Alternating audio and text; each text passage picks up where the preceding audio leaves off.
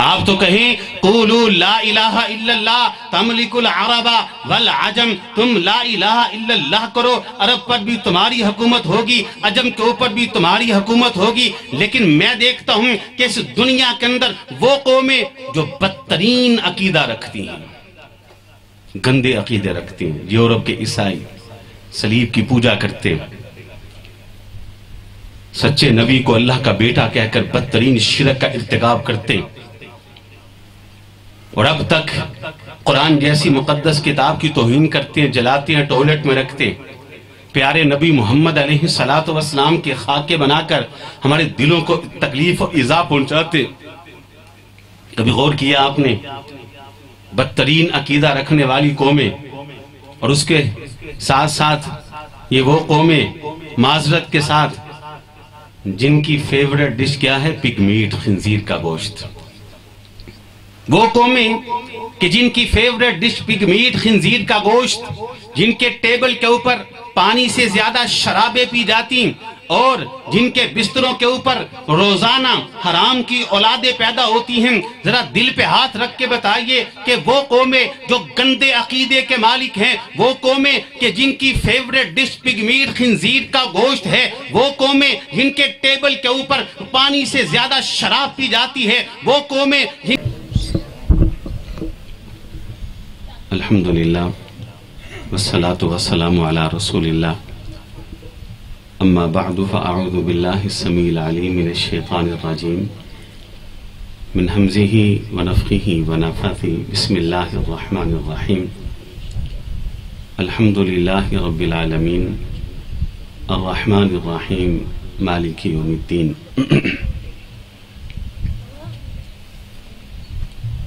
سب سے پہلے تو درد دل سے ہم دعا گو ہیں فضیلت الشیخ محترم جناب حافظ راشد منیر تبسم صاحب حافظہ اللہ کی والدہ محترمہ کے لیے، جو کہ یقیناً ہماری بھی ماں ہی ہیں، کہ اللہ تعالیٰ انہیں صحت عطا فرمائے، اللہ تعالیٰ ان کو تندرستی عطا فرمائے۔ اللہم اشف مرضانا ومرضى المسلمین، اللہ تعالیٰ ان کا سایہ اپنی اولاد کے اوپر دیر تک قائم اور دائم رکھے، اللہ تعالیٰ انہیں صحت والی، ایمان والی لمبی زندگی عطا فرمائے۔ آج کی اس نشست کے اندر وقت کی مناسبت کے حوالے سے ہماری گفتگو کا موضوع ہوگا لا الہ الا اللہ۔ پاکستان کا مطلب کیا؟ لا الہ الا اللہ۔ لا الہ الا اللہ کا معنی اللہ کی توحید ہے۔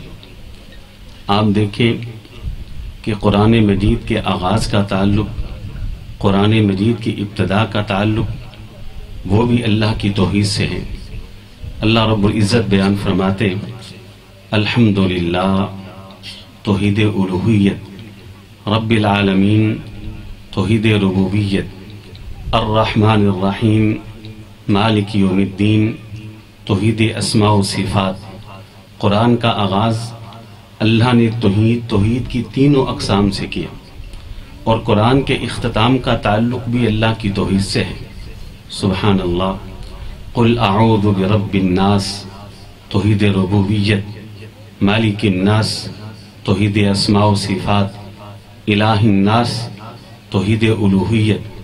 قرآن کے آغاز کا تعلق اللہ کی توحید سے، قرآن کی ابتدا کا تعلق اللہ کی توحید سے، قرآن کے اختتام کا تعلق اللہ کی توحید سے، قرآن کی انتہا کا تعلق اللہ کی توحید سے۔ اب آ جائیے ذرا سیرت رسول کی طرف علیہ الصلاۃ والسلام۔ نبی علیہ الصلاۃ والسلام کی سیرت کے آغاز کا تعلق وہ بھی اللہ کی توحید سے ہے، آپ کی سیرت کی ابتدا کا تعلق بھی اللہ کی توحید سے ہے، لا الہ الا اللہ سے ہے۔ نبی علیہ الصلاۃ والسلام صفا کی چوٹی پہ چڑھتے، کوہ صفا پہ چڑھنے کے بعد آپ نے ندا دی، آپ نے صدا دی، یا ایہا الناس، یا ایہا الناس۔ اس کے اندر بھی ایک باریک سا نقطہ موجود ہے۔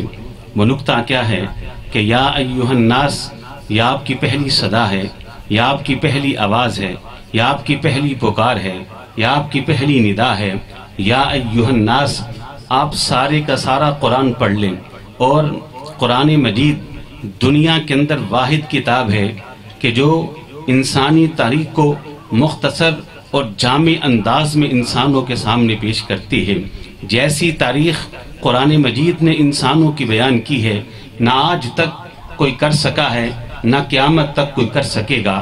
انسانی تاریخ کی بہترین کتاب روئے زمین کے اوپر وہ قرآن مجید ہے۔ پورے قرآن کا مطالعہ کریں اور انبیاء کی تاریخ کو پڑھیں۔ انبیاء کرام جب اپنی دعوت کا آغاز کرتے ہیں، درمیان میں پہنچتے ہیں، انتہا میں پہنچتے ہیں، ہر نبی ایک ہی صدا دیتا رہا، ایک ہی آواز دیتا رہا۔ وہ صدا کیا تھی؟ یا قوم، یا قوم، یا قوم، یا قوم۔ نو آئے، یا قوم کہتے رہے، موسیٰ آئے، یا قوم کہتے رہے، عیسیٰ یا قوم کہتے رہے، ابراہیم، اسماعیل یا قوم، یا قوم، یا قوم کہتے رہے، شعیب یا قوم کہتے رہے، ہود یا قوم کہتے رہے، صالح یا قوم کہتے رہے۔ جو بھی نبی آیا یا قوم، یا قوم، یا قوم، یا قوم، یا قوم کہتا رہا۔ یہ تاریخ انبیاء کے واحد نبی ہیں، واحد پیغمبر ہیں، واحد رسول ہیں، جن کی پہلی صدا کیا ہے؟ یا ایھا الناس، یا ایھا الناس، یا ایھا الناس، جس کا معنی یہ ہے، یہ وہ ہے۔ اس سے پہلے جو بھی نبی آیا وہ محدود علاقے کے لیے، محدود لوگوں کے لیے، محدود وقت کے لیے، لیکن یہ وہ ہے یا ایھا الناس جو عالمی نبی ہے، جو انٹرنیشنل نبی ہے، جو آفاقی نبی ہے، جو ساتوں بر اعظموں کا نبی ہے، جو ساری دنیا کا نبی ہے اور رہتی دنیا تک کے لیے نبی ہے۔ کہا یا ایھا الناس، سیرت کا آغاز، کہا قولو لا الہ الا اللہ، قولو لا الہ الا اللہ۔ مکہ والو کہہ دو لا الہ الا اللہ۔ لات بھی جھوٹا، منات بھی جھوٹا، عزا بھی جھوٹا، حبل بھی جھوٹا، دیوی دیوتا بھی جھوٹے، گرجے بھی جھوٹے، مندر بھی جھوٹے، صلیبیں بھی جھوٹی، الا اللہ، ایک اللہ سچا ہے۔ تملک العرب والعجم، دنیا کے اوپر سوائے تمہارے کوئی دوسرا حاکم بن نہیں سکتا۔ یہ سیرت کا آغاز، اس کا تعلق بھی اللہ کی توحید سے، اور مزے کی بات ہے کہ سیرت کی انتہا اور اختتام کا تعلق بھی لا الہ الا اللہ سے ہے۔ نبی علیہ السلام نے اپنی موت کے وقت ایک دعا کی، ایک بد دعا کی، اس دعا کا تعلق بھی اللہ کی توحید سے، اس بد دعا کا تعلق بھی اللہ کی توحید سے۔ دعا آپ نے کیا کی؟ دعا آپ نے یہ کی، اے اللہ وقت موت قریب تر ہے، آپ سے ملاقات کا وقت آیا ہے، اللہم لا تجعل قبری وثن یعبد، اے اللہ میری قبر کو ایسا بت نہ بننے دینا کہ لوگ جس کی پوجا کریں، جس کی پرستش کریں۔ یہ دعا ہے عند الموت، یہ خاتمہ ہے سیرت کا، انتہا ہے سیرت کی، اس کا تعلق بھی اللہ کی توحید سے۔ دوسری آپ نے بد دعا کی، اس بد دعا کا تعلق بھی اللہ کی توحید سے۔ بد دعا کیا کی؟ لعن اللہ الیہود والنصارى اتخذوا قبور انبیائہم مساجدا، ان یہودیوں پہ اللہ کی لعنت ہو، ان عیسائیوں پہ اللہ کی پھٹکار ہو۔ اور یاد رکھیے گا، آپ پوری سیرت کا مطالعہ کریں، میں کہا کرتا ہوں کہ نبی علیہ السلام سے بڑھ کر حلیم کوئی نہیں، بردبار کوئی نہیں۔ آپ جلدی کیے کسی کے لیے لعنت کی بد دعا نہیں کیا کرتے تھے، لیکن آپ نے عند الموت امت کو توحید سمجھانے کے لیے لعنت کے لفظ اپنی پاکیزہ اور مبارک زبان سے نکالے، کہ ان یہودیوں پہ اللہ کی لعنت، ان عیسائیوں پہ اللہ کی لعنت۔ کیوں؟ اتخذوا قبور انبیائہم مساجدا، کہ انہوں نے اپنے انبیاء کی قبروں کے اوپر سجدے کرنے شروع کر دیے تھے۔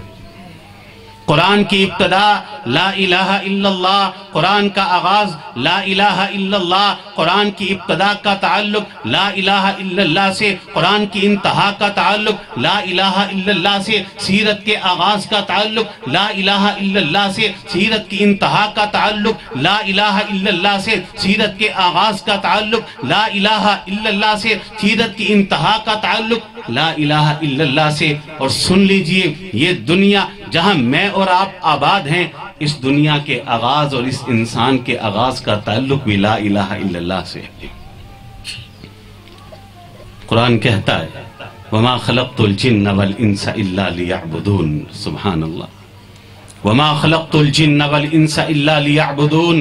یہ انسان کی ابتدا ہے، اس دنیا کا آغاز، کہ میں نے جمیع کائنات کے انسانوں اور جنات کو صرف اپنی عبادت کے لیے پیدا کیا۔ یہ اس دنیا کا آغاز ہے، اس دنیا کی انتہا کا تعلق بھی اللہ کی توحید سے ہے، سبحان اللہ۔ نبی علیہ السلام ارشاد فرماتے یہ سورج طلوع ہوتا ہے، غروب ہوتا ہے، موسم بدلتے ہیں، موسمی تبدیلیاں تم دیکھتے ہو، سردیاں آتی ہیں، گرمیاں آتی ہیں، دونوں موسم آ رہے ہیں جا رہے ہیں، آسمان سے میہ برستا ہے، زمین سے اناج اگ رہا ہے۔ یہ کس کی بدولت اور کس کی برکت سے اگ رہا ہے؟ یہ اللہ کی توحید کی برکت سے۔ حدیث میں الفاظ ہے جب تک زمین کے سینے کے اوپر ایک بھی ایسا انسان موجود ہے جس کے دل کے اندر ایمان موجود ہے، جس کے سینے کے اندر رب کی توحید موجود ہے، اس ایک ایمان والے کی ایمان کی برکت سے، اس ایک توحید والے کی توحید کی برکت سے دنیا کا نظام قائم ہے۔ یا آسمان کا سورج طلوع ہوگا، غروب ہوگا، اس ایک ایمان والے کے ایمان کی برکت سے، اس ایک توحید والے کی توحید کی برکت سے یہ زمین و آسمان کا نظام قائم رہے گا۔ تب تک قائم رہے گا جب تک زمین پر ایک بھی مواحد موجود ہے، لا الہ الا اللہ کا اقرار کرنے والا موجود ہے۔ زمین سے اناج اگتا رہے گا، آسمان سے میہ برستا رہے گا، اور جب زمین کے سینے کے اوپر بھی ایک بھی لا الہ الا اللہ کہنے والا نہ رہے گا، دنیا کا خاتمہ ہو جائے گا، قیامت برپا ہو جائے گی۔ اللہ ہر چیز کے اندر لا الہ الا اللہ کا رنگ آپ کو نظر آئے گا۔ دنیا کا وجود لا الہ الا اللہ سے، دنیا کے خاتمے کا تعلق لا الہ الا اللہ سے۔ یہی وجہ ہے کہ کلام اللہ کے اندر مالک کائنات نے اپنے پیارے نبی سے کہا قل، آپ اعلان کر کے کہہ دیجئے قل ان صلاتی و نسکی و محیای و مماتی و محیای و مماتی للہ رب العالمین۔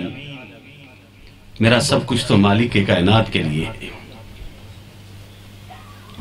اب اگلی بات، قرآن کی ابتدا بھی لا الہ الا اللہ، قرآن کا خاتمہ لا الہ الا اللہ، سیرت کا آغاز لا الہ الا اللہ، سیرت کی انتہا لا الہ الا اللہ، دنیا کے آغاز کا تعلق اللہ کی توحید سے، دنیا کے خاتمے کا تعلق اللہ کی توحید سے۔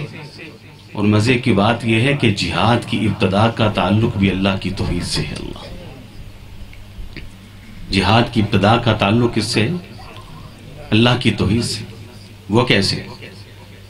اور میں تو اکثر بیانات کے اندر کہا کرتا ہوں کہ آپ لوگ صحابہ کرام کی عظمت سنتے ہیں، ان کی قربانیاں اور وفاداریاں تو سنتے رہتے ہیں۔ کوئی مجھ سے سوال کرے کہ صحابہ کرام کا امتحان اللہ نے بڑے موقعوں پہ لیا، لیکن سب سے کڑا موقع وہ کون سا تھا؟ سب سے کڑا امتحان صحابہ کرام کے ایمان کا، ان کی توحید کا، وہ بدر کا موقع تھا۔ غزوہ بدر، جہاد کا آغاز، پہلا مارکہ تھا۔ اچھا وہ کیسے؟ دونوں لشکر آمنے سامنے، بدر کا میدان، ادھر لشکر کفار، ادھر لشکر اسلام، دونوں لشکر آمنے سامنے۔ چشم فلک بھی آج حیران ہے، میدان بدر بھی آج حیران ہے۔ میدان بدر کیوں حیران ہے؟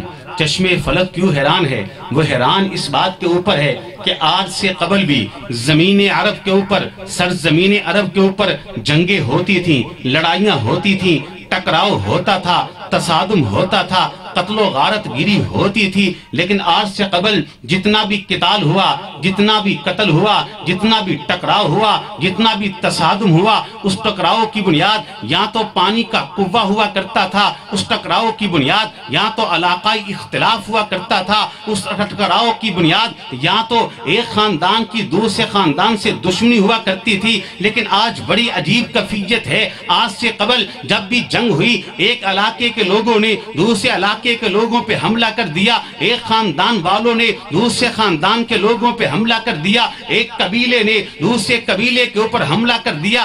آج خاندان بھی ایک ہے، قبیلہ بھی ایک ہے، کنبہ بھی ایک ہے، برادری بھی ایک ہے، زمین اور علاقہ بھی ایک ہے۔ آج تو کیفیت یہ ہے کہ ایک ہی ماں کے دو بیٹے ہیں، ایک اس لشکر میں، دوسرا اس لشکر میں، ادھر باپ ہے، ادھر بیٹا ہے، ادھر چچا ہے، ادھر بھتیجا ہے، ادھر ماموں ہے، ادھر بھانجا ہے، آج تو خاندان بھی ایک ہے، قبیلہ بھی ایک ہے، کنبہ بھی ایک ہے، برادری بھی ایک ہے، آج تو ایک ہی جگر کے ٹکڑے ہیں، دو حصوں میں تقسیم ہوئے۔ آج جنگ کی بنیاد پانی کا قوہ نہیں ہے، آج جنگ کی بنیاد علاقائی اختلاف نہیں ہے، آج جنگ کی بنیاد باہمی ٹکراؤ اور تصادم کی بنیاد وہ خاندانوں کا اختلاف نہیں ہے، آج جنگ کی بنیاد ایک ہی بات کے اوپر ہے۔ وہ بات کیا ہے؟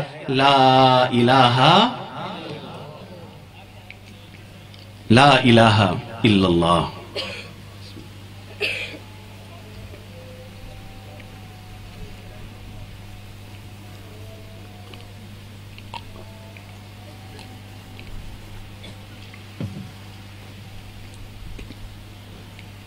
یہ لات کو ماننے والے، یہ عزا کو ماننے والے، یہ حبل کو ماننے والے، یہ بتوں کو ماننے والے، اور یہ کہتے ہیں لا الہ الا اللہ۔ تیرے لات کو نہیں مانتے، عزا کو نہیں مانتے، حبل کو نہیں مانتے، دیویوں کو نہیں مانتے، دیوتاؤں کو نہیں مانتے، گرجوں کو نہیں مانتے، مندروں کو نہیں مانتے، غیر اللہ کو نہیں مانتے، معبودان باطلہ کو نہیں مانتے، جھوٹے خداؤں کو نہیں مانتے، لا الہ الا اللہ مانتے ہیں تو ایک اللہ کی توحید کو مانتے ہیں۔ جہاد کا آغاز ہوا تو اس کی بنیاد بھی لا الہ الا اللہ، اور جہاد کے خاتمے کا تعلق بھی لا الہ الا اللہ سے ہے، جہاد کی انتہا کا تعلق بھی لا الہ الا اللہ سے ہے۔ وہ کیسے؟ نبی علیہ السلام ارشاد فرماتے ہیں اصابتان، دو جماعتیں ایسی ایڈوانس میں اللہ نے ان کے سارے گناہوں کو معاف کر دیا۔ ایک وہ جو ہند کے اندر اس دنیا کے سب سے گندے اور سب سے پلیت مشرک یعنی ہندوستان کے ہندو سے جہاد کرے گا، غزوہ ہند کرے گا۔ اور دوسرا گروہ کون سا ہے؟ جو اس سرزمین اور اس دنیا کا آخری مارکہ لڑے گا۔ وہ آخری مارکہ کون لڑے گا؟ وہ جناب عیسیٰ علیہ السلام کی فوج کے اندر شامل ہو کر دجال، مسیح دجال کے ساتھ کھڑے ہوں گے۔ مسیح دجال کتنا بڑا فتنہ ہے کہ جس کے بارے میں نبی علیہ السلام اپنی ہر نماز کے اندر، ساری حیات طیبہ کی ہر نماز کی ابتدا کے اندر آپ اس مسیح دجال کے فتنے سے پناہ مانگتے رہے۔ کتنا بڑا فتنہ ہوگا۔ کہا دوسری جماعت وہ ہے جو اس کافر کا انکار کرے گی، جو اس کے خلاف سینہ تان کے کھڑا ہو کر اس کے خلاف قتال و جہاد کرے گی۔ یہ آخری مارکہ ہے جو روئے زمین پر لڑا جائے گا۔ اس کی بنیاد بھی لا الہ الا اللہ ہے۔ اب اندازہ فرما لیں، ہم نے کہہ تو دیا کہ پاکستان کا مطلب کیا؟ لا الہ الا اللہ، لیکن افسوس یہ ہے کہ ہمیں اس بات کا علم نہیں کہ لا الہ الا اللہ کا معنی کیا ہے۔ آپ تو کہیں قولوا لا الہ الا اللہ تملک العرب والعجم، تم لا الہ الا اللہ کرو، عرب پر بھی تمہاری حکومت ہوگی، عجم کے اوپر بھی تمہاری حکومت ہوگی۔ لیکن میں دیکھتا ہوں کہ اس دنیا کے اندر وہ قومیں جو بدترین عقیدہ رکھتی ہیں، گندے عقیدے رکھتی ہیں۔ یورپ کے عیسائی صلیب کی پوجا کرتے ہیں، سچے نبی کو اللہ کا بیٹا کہہ کر بدترین شرک کا ارتکاب کرتے ہیں، اور اب تک قرآن جیسی مقدس کتاب کی توہین کرتے ہیں، جلاتے ہیں، ٹوائلٹ میں رکھتے ہیں، پیارے نبی محمد علیہ السلام کے خاکے بنا کر ہمارے دلوں کو تکلیف اور ایذا پہنچاتے۔ کبھی غور کیا آپ نے؟ بدترین عقیدہ رکھنے والی قومیں، اور اس کے ساتھ ساتھ یہ وہ قومیں معذرت کے ساتھ جن کی فیورٹ ڈش کیا ہے؟ پگ میٹ، خنزیر کا گوشت۔ وہ قومیں کہ جن کی فیورٹ ڈش پگ میٹ، خنزیر کا گوشت، جن کے ٹیبل کے اوپر پانی سے زیادہ شرابیں پی جاتی، اور جن کے بستروں کے اوپر روزانہ حرام کی اولادیں پیدا ہوتی ہیں، ذرا دل پہ ہاتھ رکھ کے بتائیے کہ وہ قومیں جو گندے عقیدے کے مالک ہیں، وہ قومیں کہ جن کی فیورٹ ڈش پگ میٹ، خنزیر کا گوشت ہے، وہ قومیں جن کے ٹیبل کے اوپر پانی سے زیادہ شراب پی جاتی ہے، وہ قومیں جن کے بستروں کے اوپر روزانہ حرام کی اولادیں پیدا ہوتی ہیں۔ کیا وجہ ہے؟ آج دنیا کا کنٹرول ان کے ہاتھ میں ہے، سیاست ان کے کنٹرول میں، معیشت ان کے کنٹرول میں۔ سب کچھ ان کے کنٹرول میں، جب چاہتے ہیں جس ملک میں چاہتے ہیں سیاسی بحران پیدا کرتے ہیں، جب چاہتے ہیں جس ملک میں چاہتے ہیں معاشی بحران پیدا کر دیتے ہیں، جب چاہتے ہیں جس ملک کے اندر چاہتے ہیں انتشار بپا کر دیتے ہیں۔ اس کی ایک ہی وجہ ہے، اور وہ وجہ کیا ہے کہ آپ نے کہا تھا لا الہ الا اللہ، لا الہ الا اللہ۔ ہم نے زبان سے پڑھا لا الہ الا اللہ، لیکن ہم کو لا الہ الا اللہ کا نہ معنی سمجھ کے اندر آیا، نہ مفہوم سمجھ کے اندر آیا۔ لا الہ الا اللہ اس کے حقیقی معنی اور مفہوم کیا ہے آج کے مسلمان کو پتہ ہی نہیں ہے۔ آپ یوں سمجھیں، یہ بات تھوڑی سی سمجھنے والی، اللہ تعالیٰ نے انسانیت اور نبوت، یہ دو چیزیں ہیں۔ انسانیت نبوت کتنی چیزیں ہیں؟ انسانیت الگ چیز ہے، نبوت الگ۔ ہر انسان نبی تو نہیں نہ ہو سکتا۔ انسانیت و نبوت دو الگ الگ چیزیں، لیکن اللہ تعالیٰ نے انسانیت و نبوت کا آغاز ایک ساتھ کیا ہے۔ اس کا آغاز ایک ساتھ کیا ہے۔ یہ نہیں ہوا کہ انسانیت پہلے معرض وجود میں آئی ہو، نبوت کا آغاز اللہ نے بعد میں کیا ہو۔ یہ بھی نہیں کہ نبوت کا آغاز اللہ نے پہلے کیا ہے، انسانیت بعد میں معرض وجود میں آئی، ایسا نہیں، بلکہ انسانیت تو نبوت کا آغاز اللہ نے ایک ساتھ کیا ہے۔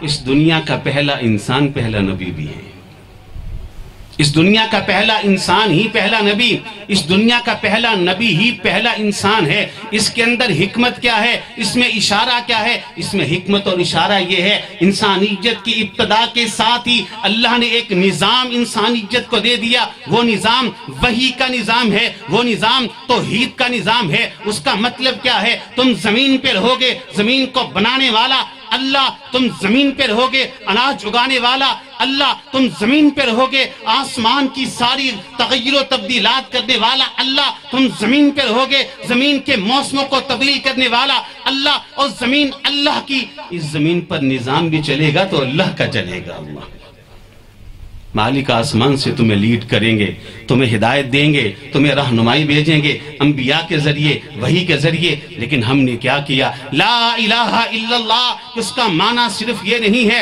کہ حاجت روا ایک اللہ کی ذات ہے، مشکل کشا ایک اللہ کی ذات ہے، اولاد دینے والی صرف ایک اللہ کی ذات ہے، بیٹے دینے والی صرف ایک اللہ کی ذات ہے، ہاں نماز صرف ایک اللہ کے لیے، حج صرف ایک اللہ کے لیے، زکوٰۃ صرف ایک اللہ کے لیے۔ لا الہ الا اللہ کا ایک حقیقی معنی یہ تھا، لا الہ الا اللہ، آج کے بعد دنیا کے اندر حاکم بھی ہوگا تو ایک اللہ کی ذات ہوگی، حکومت چلے گی تو اللہ کی چلے گی، نظام چلے گا تو اللہ کا دیا ہوا چلے گا۔ ان الحکم الا للہ۔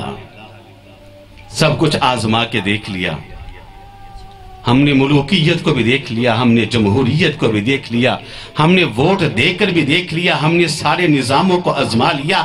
انسانیت پھر تذبذب کا شکار ہے۔ انسانیت کے لیے اگر راحت موجود ہے، انسانیت کے لیے اگر سکون موجود ہے، انسانیت کے لیے اگر امن موجود ہے، مسلمانوں کے لیے اگر اس زمین کے اوپر کسی نظام کے اندر اللہ نے حیات اور زندگی رکھی ہے، وہ نظام آسمان کی وحی کا نظام ہے، کتاب و سنت اور قرآن و حدیث کا نظام ہے، وہ خلافت کا نظام ہے۔ فخلف من بعدهم خلف اضاعوا الصلاة واتبعوا الشهوات فسوف يلقون غیا۔ کہتے ہیں ناخلف لوگ پیدا ہوتے جائیں گے، واتبعوا الشہوات، جو خواہشات کے پیرو ہوں گے۔ پھر تیری اسلامی یونیورسٹی کے بڑے بڑے بڑے بڑے آفیسر کے موبائل سے گندی فحش ہزاروں کی تعداد میں تصویریں برآمد ہوں گی۔ پھر تیرے ملک کے اندر ریپ ہوتا رہے گا۔ لا الہ الا اللہ کا معنی یہ تھا، جو زنا کرے گا اللہ کا حکم ہے، شادی شدہ ہے، اسے رجم کر دیا جائے، اسے سنسار کر دیا جائے۔ لا الہ الا اللہ کا معنی یہ تھا، جو چوری کا ارتکاب کرے گا برسر اقتدار اس کے ہاتھ کو کاٹ دیا جائے گا۔ لا الہ الا اللہ کا معنی یہ تھا کہ زمین کے سینے کے اوپر اللہ کی حدود کا نفاذ ہوگا۔ لا الہ الا اللہ کی اصل معنی کو مومن مسلمانوں نے سمجھا ہی نہیں ہے، صحابہ نے سمجھا۔ اب مجھے بتائیں کہ آپ کی اس پیشن گوئی کا مصداق کون لوگ تھے؟ آپ نے کہا تھا قولوا لا الہ الا اللہ تملک العرب والعجم، بتلائیے کہ جنہوں نے اس دور کے اندر صحیح معنوں میں کلمہ پڑھا اور اس کلمے کے نظام کو خود کے اوپر بھی نافذ کیا اور دنیا کے اوپر بھی نافذ کیا، بتلائیے تاریخ نے دیکھا کہ نہیں دیکھا کہ مالک نے ان کو دنیا کا حاکم بنایا ہے کہ نہیں بنایا؟ یقیناً بنایا ہے۔ چلے آپ کا ایک اعتراض میرے اوپر بنتا ہے اور ہونا بھی چاہیے، آپ میرے ساتھ یہ اعتراض کرنے کے حق بجانب ہے کہ حافظ صاحب ہم کیسے نظام قائم کریں، ہم تو کوئی مزدور ہے، کوئی کاروبار کرتا ہے، کوئی بیچارہ ٹیچر ہے، تو ہم کیسے نظام قائم کریں ملک پاکستان میں؟ چلے چھوڑ دیں ملک پاکستان کو، میں یہ سمجھتا ہوں کہ ملک پاکستان کے اندر بھی بے شمار ملک ہیں، ایک چھوٹا سا منی پاکستان آپ میں سے ہر ایک کے پاس، اور وہ منی پاکستان، چھوٹا سا پاکستان کون سا ہے؟ وہ میرا گھر ہے۔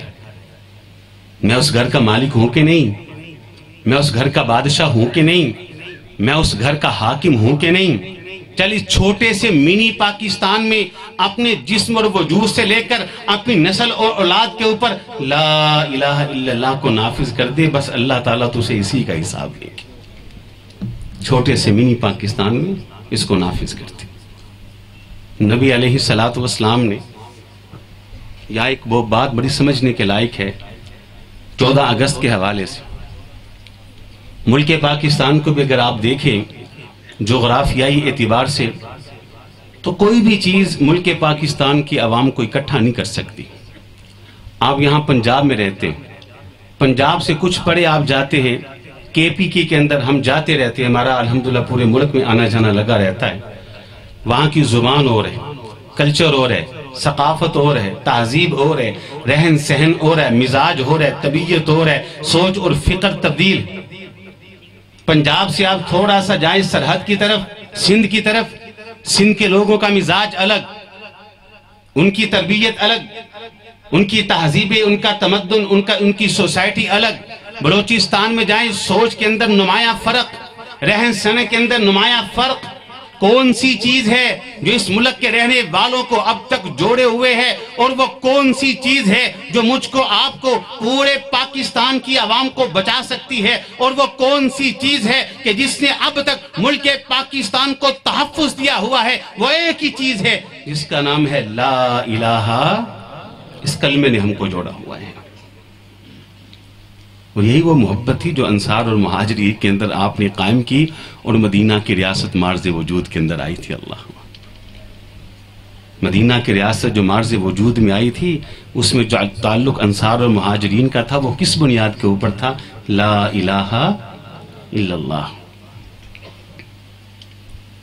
حضرات انصار جب مکہ میں آئے نا تو اللہ کے رسول سے کہا علیہ السلام، آپ آئیں ذرا ہمارے پاس ہجرت کر کے، چھوڑ دیں مکہ والوں کو، اتنا ظلم اتنا ستم کرتے، ہمارے پاس ہیں۔ بیعت عقبہ ہوئی، آپ نے ایک سوال کیا تھا، سیرت کی چھوٹی بڑی ہر کتاب میں موجود ہے۔ آپ نے کہا تھا یثرب والو، مدینہ کا نام پہلے یثرب تھا، یثرب والو اگر میں مکہ چھوڑ کے تمہارے پاس آؤں تو بتاؤ میرے ساتھ کیا سلوک کرو گے؟ اللہ، انہوں نے تاریخی الفاظ کہے تھے جو حدیث کی کتابوں میں موجود، جو سیرت کی چھوٹی بڑی ہر کتاب کے اندر موجود۔ کہا نمنعکم نمنع اولادنا، آپ تشریف تو لائیں، اپنے بچوں کی طرح آپ کی حفاظت کریں گے، اللہ جیسے اپنے بچوں کی حفاظت کرتے یوں آپ کی حفاظت کریں گے۔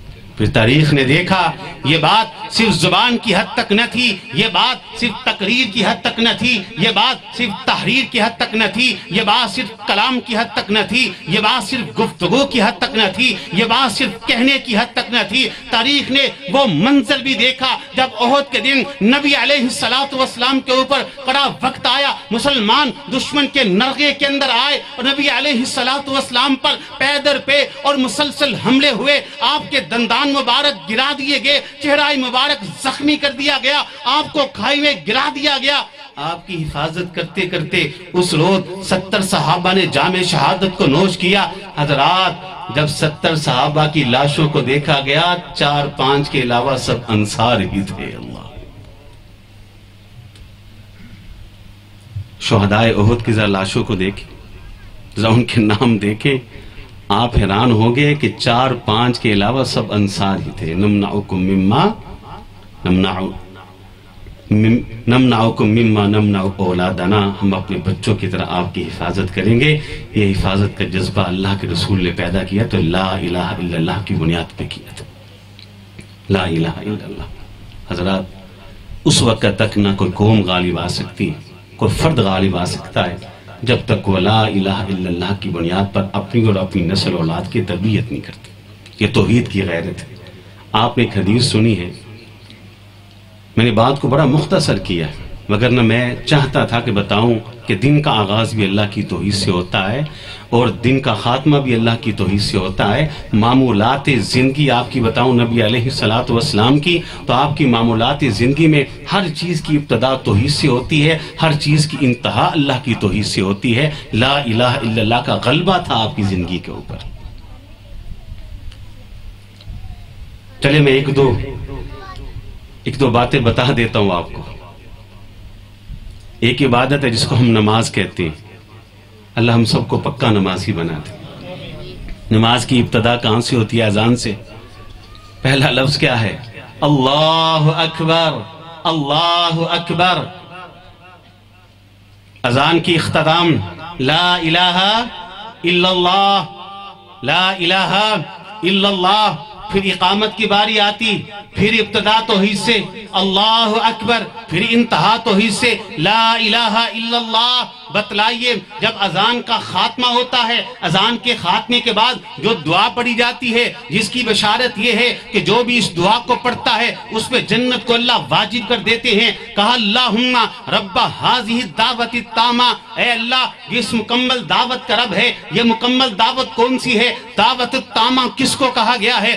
اذان کو کہا گیا ہے۔ اذان مکمل توحید کی دعوت ہے، مکمل توحید کی دعوت ہے۔ تکرار کے ساتھ بار بار ایک ہی دعوت، رب کی توحید کی دعوت۔ اللہ اکبر، اللہ اکبر، اللہ اکبر، اللہ اکبر۔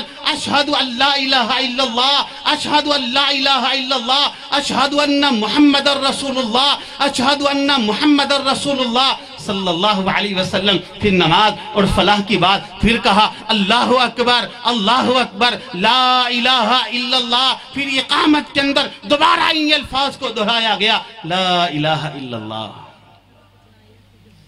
نماز کی کیفیت پہ کبھی غور کیا؟ نمازی آتا ہے، نماز کو شروع کرتا ہے، زبان پر وہی کلمہ اللہ اکبر، رکوع میں جھکنے لگا اللہ اکبر، تمام تسبیحات کو پڑھ، بار بار اس کا ترجمہ پڑھ، ایک ہی معنی، ایک ہی موضوع تمہیں غالب نظر آئے گا۔ وہ کیا؟ پاکستان کا مطلب کیا؟ لا الہ الا اللہ۔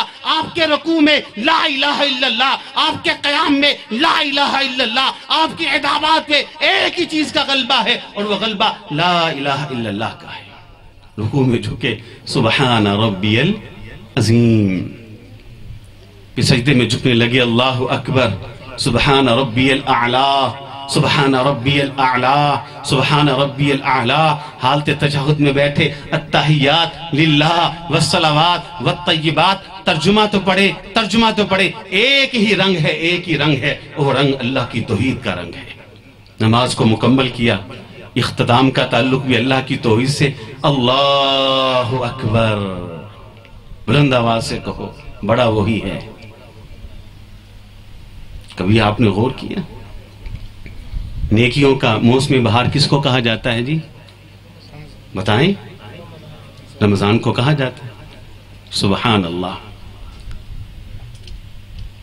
مہینے بھر عبادت، سحری، افطاری، قیام اللیل، قرآن کی تلاوت، صدقہ خیرات، آخری عشرہ کے اندر اعتکاف، قیام اللیل، قدر کی رات کی تلاش، مہینے بھر کی عبادت کے بعد حکم ہوا چلو کھلے آسمان تلے نکلو، بچے بھی نکلو، بوڑھے بھی نکلو، جوان بھی نکلو، خواتین بھی نکلو، عالم بھی نکلے، جاہل بھی نکلے، حاکم بھی نکلے، عوام بھی نکلے، فقیر بھی نکلے، غریب بھی نکلے، مالدار بھی نکلے، میدان کے اندر نکلو۔ لیکن نکلنے کا انداز آج آپ کا بدلا ہوا زبان کے اوپر ایک ہی نعرہ ہوگا، ایک ہی گیت ہوگا، اور وہ گیت اللہ کی توحید کا گیت ہوگا۔ اللہ اکبر، اللہ اکبر، لا الہ الا اللہ، واللہ اکبر، اللہ اکبر وللہ الحمد۔ یہاں تک حکم ہوا کہ جب نماز عید کو ادا کر لو، واپس گھروں کو لوٹنے لگو، رستے کو تبدیل کر لو، تاکہ ہر گلی کے اندر، ہر بازار کے اندر، ہر چوک کے اندر، ہر چوراہے کے اندر، ہر در و دیوار کے اوپر ایک ہی مہر ثبت ہو جائے، اللہ اکبر، اللہ اکبر، لا الہ الا اللہ، واللہ اکبر، اللہ اکبر وللہ الحمد۔ اس دنیا کے اندر ایک ہی چیز کا غلبہ ہے، اور وہ چیز اللہ کی توحید ہے۔ اللہ بڑا مال خرچ کیا، محنت کی،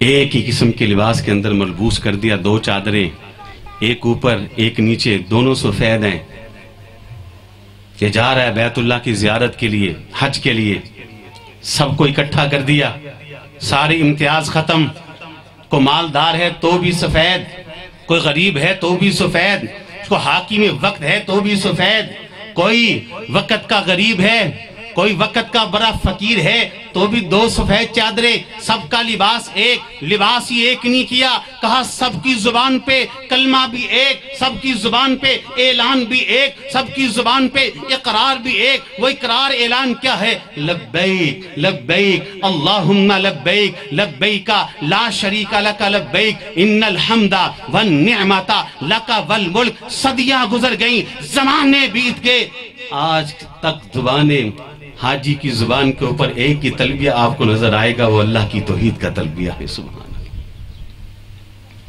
اللہ۔ عرفات کے میدان میں حدیث میں الفاظ ہے، سب سے زیادہ اللہ تعالیٰ جہنم سے آزادی دیتے ہیں تو عرفہ کے دن دیتے ہیں۔ کھلے آسمان تلے، ننگے آسمان تلے، ننگے سر، 2 ہی چادروں کو لپیٹے اللہ کے سامنے گریہ زاری کرنے والے لاکھوں کی تعداد میں موجود ہیں۔ دعا اللہ ہم سب کو یہ دن دکھائے، مالک ہماری خواہشیں پوری کر دے۔ عرفات کے اندر وقوف کی اللہ خواہش پوری کرتے، اللہ مزدلفہ میں رات گزارنے کی تمنا کو پورا کرتے، اللہ صحن کعبہ کے اندر اپنی جبین کو جھکانے کی اللہ تمنا کو پورا کر دے۔ اللہ ہم یہ آنسو تیرے گھر میں گرانا چاہتے ہیں، اللہ ہمیں اپنے گھر میں آ کر جبین کو جھکا کر ان نگاہوں سے آنسو بہانے کی توفیق اور نصیب ہمارا کر دے۔ آپ نے کہا آدم سے عیسیٰ تک اور اب میں، جتنے بھی نبی آئے ان سب نے یہ کلمات اپنی زبان سے کہے، میں بھی کہہ رہا ہوں۔ عرفات کے میدان میں جب مالک دیکھ کر فرشتوں کے اوپر فخر کرتے ہیں، فرشتوں دیکھو ایک ہی لباس کے اندر ملبوس ہو کر ہر قسم کا فرق امتیاز ختم کر کے لاکھوں کی تعداد میں یہاں آئے ہیں، اور زبان پر الفاظ کیا کہا، نبی نے پڑھا میں بھی پڑھ رہا ہوں۔ وہ دعا کیا ہے؟ لا الہ الا اللہ وحدہ لا شریک لہ، لا الہ الا اللہ وحدہ لا شریک لہ، لہ الملک ولہ الحمد وہو علی کل شیء قدیر۔ غور کرے، لا الہ الا اللہ کہہ دیتے تو کافی نہ تھا، توحید تو آگے، لیکن پھر تکرار کے ساتھ وحدہ تاکید کے ساتھ کافی نہ تھا، پھر لا شریک لہ کافی نہیں تھا، کہا اور آگے بڑھو، لہ الملک ساری بادشاہتیں تیرے لیے، کہا اور آگے بڑھو، وَلَهُ الْحَمْدُ سب تعریفیں تیرے لیے، کہا اور آگے بڑھو، وَهُوَ عَلَىٰ كُلِّ شَيْءٍ قَدِيرٌ کہا آدم آئے یہ دعا پڑھتے رہے، نوح آئے یہ کلمات کہتے رہے، ابراہیم، اسماعیل، اسحاق، موسیٰ، عیسیٰ، تمام پیغمبر یہ الفاظ کہتے رہے، آج محمد بھی کہہ رہے ہیں علیہ السلام، ایک ایک حرف کے اندر ایک ہی موضوع غالب ہے، اور وہ موضوع لا الہ الا اللہ ہے۔ چھوٹی سی سورہ مبارکہ ہے، بچے کو بھی یاد ہوتی ہے، بزرگوں کچھ اور آئے نہ آئے یہ آتی ہے۔ قل هو اللہ اللہ لم یلد ولم یکن لہ کفوا احد۔ آپ نے کہا ثلث قرآن کے برابر ہے، 1/3 قرآن کے برابر ہے۔ حدیث سنی ہے نا آپ نے؟ کیوں؟ البقرہ تو بڑی ہے، اسے کیوں نہیں کہا ثلث قرآن کے برابر؟ آل عمران کو کیوں نہیں کہا؟ یوسف کو کیوں نہیں کہا؟ یاسین، الرحمن، مزمل، الملک، اس سورہ مبارک کو کہا کہ ثلث قرآن کے برابر ہے۔ یہ تو چند الفاظ، اصل میں اس سورت کو اللہ نے یہ عزت دی ہے تو اس کے موضوع کی وجہ سے عزت دی۔ اس کا موضوع کیا ہے؟ اس کے ہر حرف کے اندر، ہر زبر کے اندر، ہر زیر کے اندر، ہر شد کے اندر، ہر مد کے اندر، ایک ایک حرف کے اندر ایک ہی موضوع ہے، اور وہ موضوع ہے لا الہ الا اللہ، اللہ کی توحید کا موضوع۔ اس سورت کو اللہ نے عزت دی ہے تو اس کے موضوع کی وجہ سے عزت دی ہے۔ یہ توحید کی عظمت ہے، یہ توحید کی شان ہے۔ تو پاکستان کا مطلب کیا؟ لا الہ الا اللہ۔ جب تک ایوانوں کے اندر لا الہ الا اللہ نہیں گونجے گا، جب تک سینٹ کے اندر، اسمبلیوں کے اندر لا الہ الا اللہ کا نظام نہیں آئے گا، جب تک میری اور آپ کی زندگی کے اندر، کاروبار کے اندر، گھر کے اندر، خوشی کے اندر، غمی کے اندر لا الہ الا اللہ کا نظام نہیں آئے گا، اس وقت تک دنیا میں مسلمان غالب نہیں ہو سکتے۔ میں نے وقت آپ کا زیادہ ہی لے لیا، تو میں انہی الفاظ پہ اکتفا کرنا چاہوں گا۔ 9 بج چکے، ان الفاظ کے ساتھ کہ مالک تیرے اس گنہگار بندے نے جو باتیں کی وہ آپ کی توفیق اور آپ کی مدد سے کی، اس میں جو حق ہے، جو سچ ہے، سمجھ کے عمل کی توفیق عطا فرما دے، اور جو غلطی اور کوتاہی درگزر کرتے ہوئے اصلاح کی توفیق عطا فرما دے۔ وآخر دعوانا